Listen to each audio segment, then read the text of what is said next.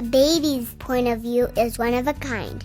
We love to go to new places and experience new things. Wherever you take us, we depend on you to keep us safe. So remember this. Next time when you are out and about with your baby, their point of view should be facing the rear. That's right. Rear-facing car seats provide the best protection for your child during a crash. If your child is sitting forward-facing in a frontal collision, there are huge forces exerted onto their shoulders, neck, head, and spine, which can cause death or paralysis. If your child is rear-facing in a collision, the force will be spread over a greater area of the body, better protecting their neck, head, and spinal cord. So keep your toddler in a rear-facing car seat until at least the age of 2, or until they reach the maximum height and weight limit of their car seat.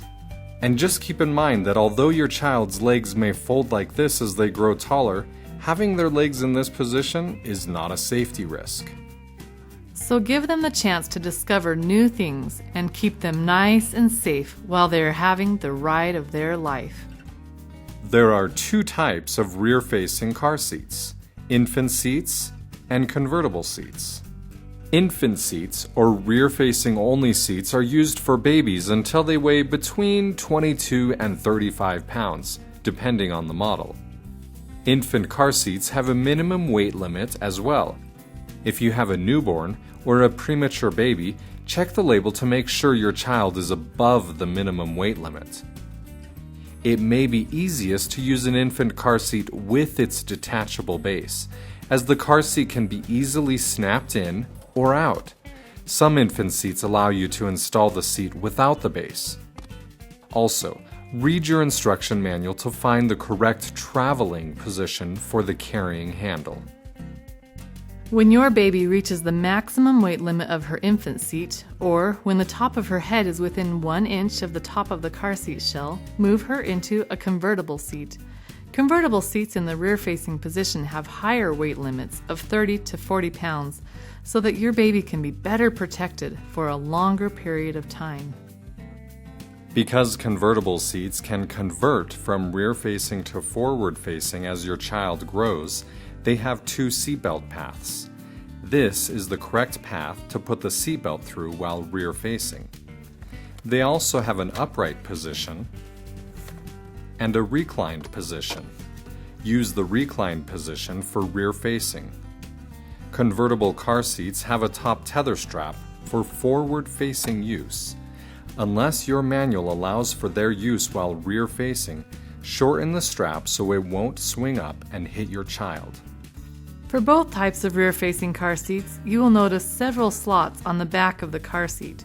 Before installing your car seat, move the harness to the slots at or below your child's shoulders.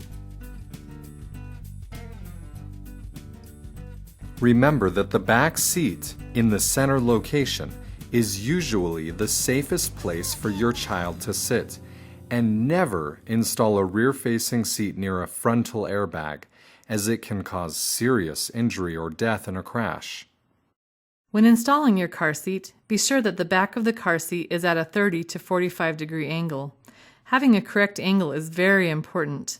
If the car seat is leaning too far back, during a crash, too much force will be absorbed by the child's shoulders. If the seat is leaning too far forward, the baby's head can fall forward and make it difficult for them to breathe. To obtain the correct angle, use the adjustable foot on the detachable base.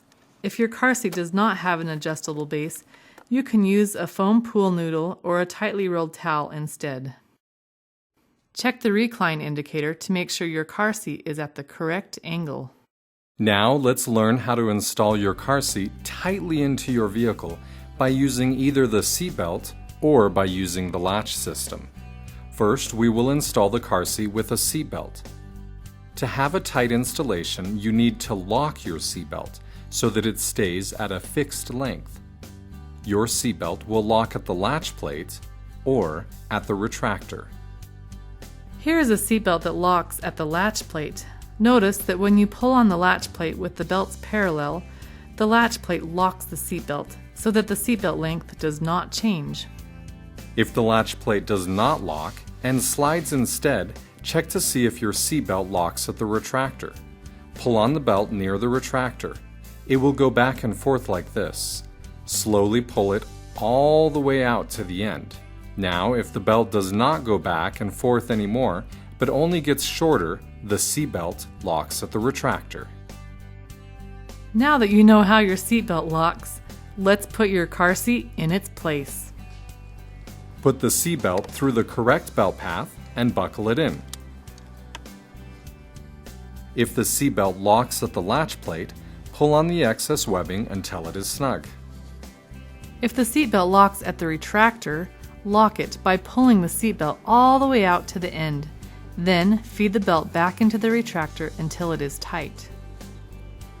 Now use your body weight and a straight arm to push inward and downward on the car seat.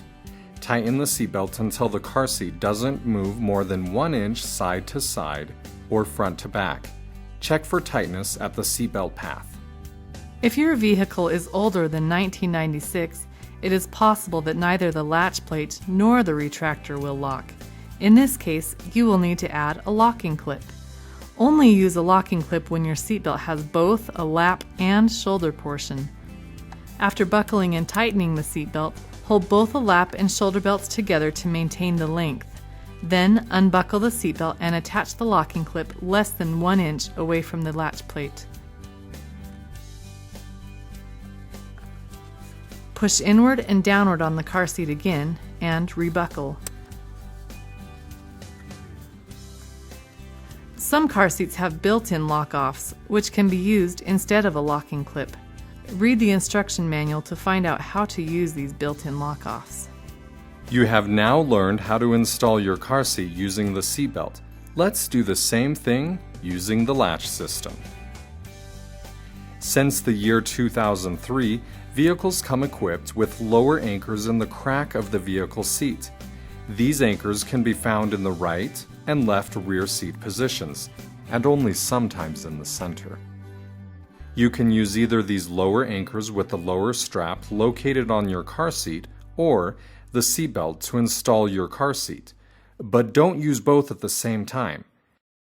If you are using the seatbelt, secure the lower anchor clips to the car seat itself so they will not injure your child. To install a car seat using latch, put the lower strap through the correct belt path and clip the hooks downward into the lower anchors. Push the car seat inward and downward, tightening the strap until the car seat does not move more than 1 inch side to side or front to back. The top of a rear-facing car seat may move slightly, but it should be snug where the belt goes through at the belt path. Congratulations! Now you can put your child into your safely installed car seat. If your car seat has an adjustable crotch strap, move the strap to the slot closest to your child. Remove any bulky coats or blankets from your child. Buckle the harness, making sure it lays flat and snug. If the harness is loose, tighten it until you can't pinch any slack. Move the chest clip to the armpit level, and remember, the harness should already be moved to the slot at or below the child's shoulders. If your newborn's head is falling to the side, place a rolled hand towel or receiving blanket on each side of your infant. Never place anything underneath the child or behind or above the head, and never attach anything to the harness straps. It's no secret that us kids are precious, so keep us safe and sound and properly bundled up every time we take a ride.